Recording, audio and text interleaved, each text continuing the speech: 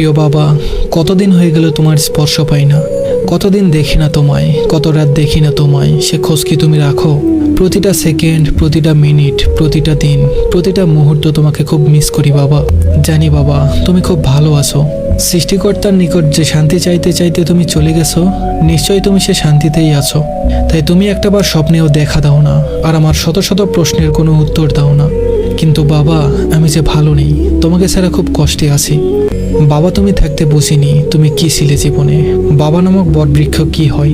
তুমি থাকতে আমি বুঝেছিলাম বাবা নামক বটবৃক্ষের ছায়া কেমন হয়, বাবা শব্দের গভীরতা কতটুকু। পৃথিবীতে সবচেয়ে অমূল্য সম্পদের নাম বাবা, তাই আমি আমার কর্তব্য পালনের চেষ্টা করছি মাত্র। কতটুকু পেরেছি তা তুমি ভালো জানো, সেটা আমার জানার দরকার নেই। আমি শুধু জানি আমি ব্যর্থ সন্তান, কারণ আমি তোমাকে ধরে রাখতে পারিনি। সৃষ্টিকর্তার কাছে সবসময় একটাই জিনিস চাইতাম, আমার মৃত্যুর আগে যেন তোমাদের কারো কিছু না হয়। কিন্তু সৃষ্টিকর্তা আমার কথা শুনলেন না, তিনি আমার আগেই তোমাকে নিয়ে গেলেন। বড্ড অসময়ে তোমাকে হারিয়ে ফেললাম। জানো বাবা, বুকের ভেতরটা রোজই ভেঙে চুরে একাকার হয়।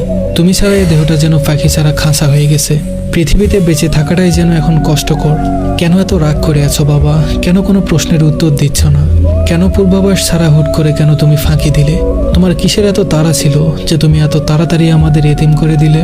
আর কটা দিন থাকলে কি এমন ক্ষতি হতো শুনি? জানো বাবা, পুরো বাড়ি জুড়ে তোমার সব পোশাক, নানান জিনিসপত্র, ঔষধের বক্সটাও আজ সেই স্থানেই আছে। শুধু তুমি নেই বাবা, শুধু তুমি নেই। বুকের বাম পাশটায় খুব করে লাগে যখন হৃদয়খানি উজাড় করে বাবা বলে তোমায় ডাকতে পারি না। ডাকতে গিয়ে হঠাৎ করে এক বিষাদ শূন্যতা অনুভব হয়। শেষ হলো না কথা, সব কথা লেখা গেল না চিঠিতে। অনেক কথা রয়ে গেল বাবা হৃদয়ের অন্তরালে। তোমার অনুপস্থিতি আজও আমি মেনে নিতে পারি না।